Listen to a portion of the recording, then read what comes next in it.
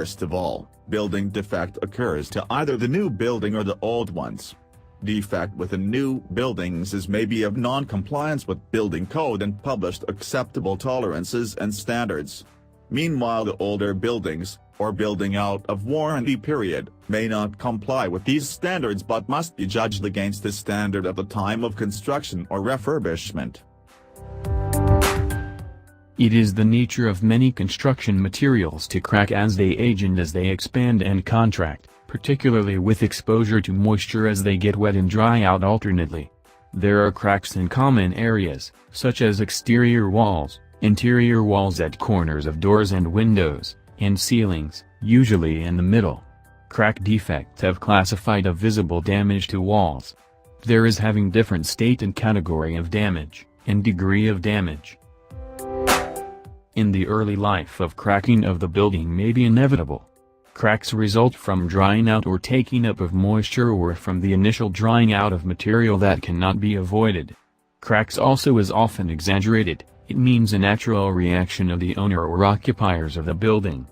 Besides that, cracks may be an indication of instability of the structure. Even though it is taken seriously, it will have little or no effect on stability or other aspect of building performance apart from appearance. Thermal expansion also is the causes in these cases where it actually is not the true main cause. Whichever origin of the crack will be, a convenient observation point will be provided. It is easy to observe changes in size where a crack opens and closes, whereas changes in the overall dimension of a wall can be measured only by using special equipment. Floor cracks can occasionally indicate a serious structural problem. However, since there are exceptions to what we stated just above, significant settlement of a slab which is supporting an interior load-bearing partition or column could be a serious concern.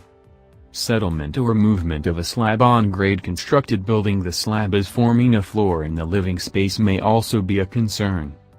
Another serious concern suggested by a floor slab crack can be inferred if the floor cracks track to corresponding cracks in the building foundation wall.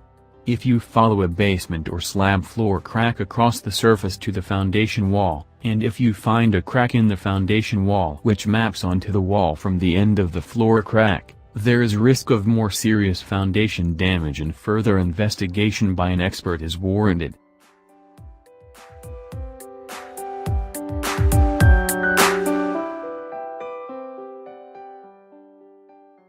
Peeling usually occurs on building facades, mainly on plastered walls, columns and other areas which are exposed to excessive rain and great dampness.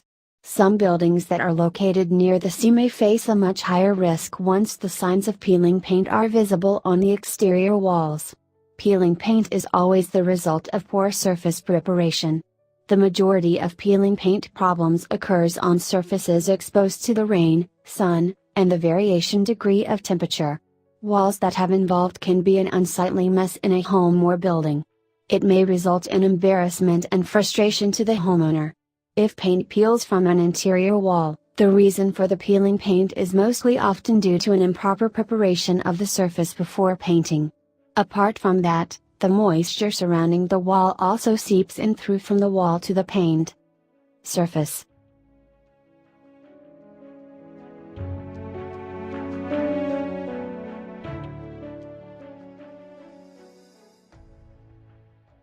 Dampness is generally defined as unwanted and excessive water or moisture.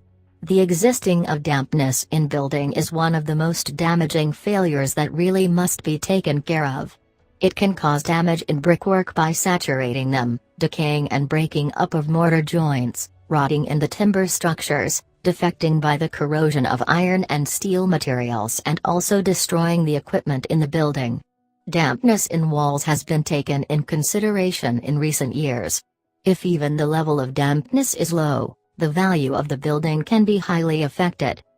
Dampness also occur when water penetrate through capillaries or cracks between mortar joints, and bricks or blocks before building up trap moisture behind hard renders. Moreover, contribution of dampness is due to the existence of gravity. The other factors such as leaking gutters or downpipes, defective drains, burst plumbing, and condensation due to inadequate ventilation. also can be the factors yielding to dampness occurrence.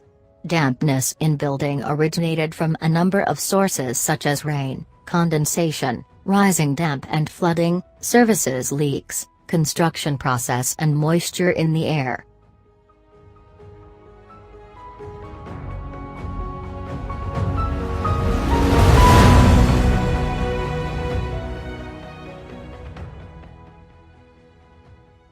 Timber defects are classified into two major groups: non-biological and biological. Deteriorations.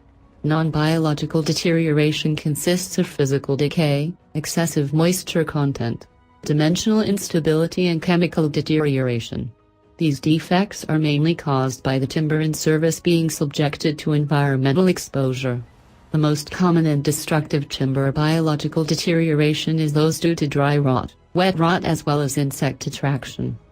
Typically timber decay may occur at roof timber, floor timber and joinery timber such as door frame or window frame. This defect results whether woodworm infestation is active or there is evidence of decay such as wet rot and dry rot. Dry rot also can be destructive and spread considerable distance within an affected building or home. It is essential that the cause and full extent of the attack is established. Besides that, timber decay in building or home will only occur if the timber becomes sufficiently wet.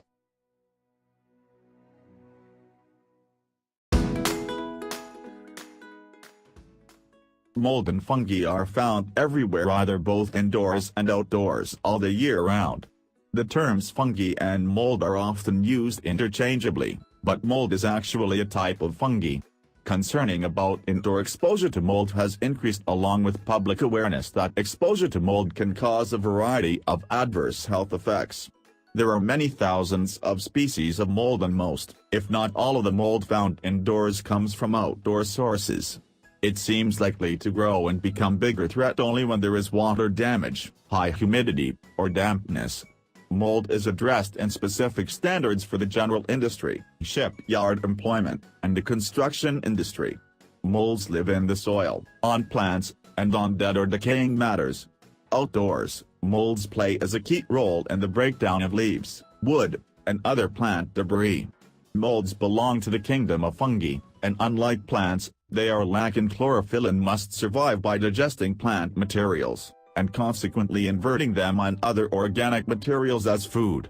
Without molds, our environment would be overwhelmed with large amounts of dead plant matter.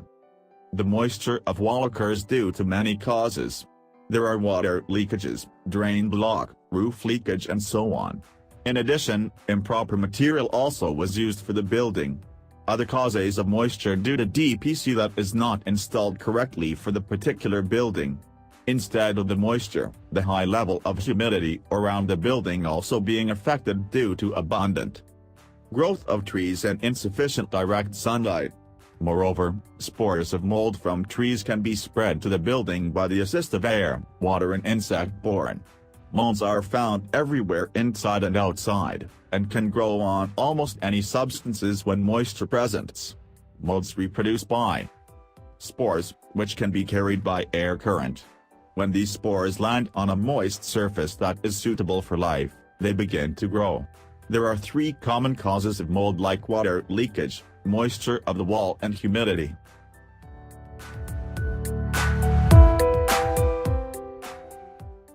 Missing plaster.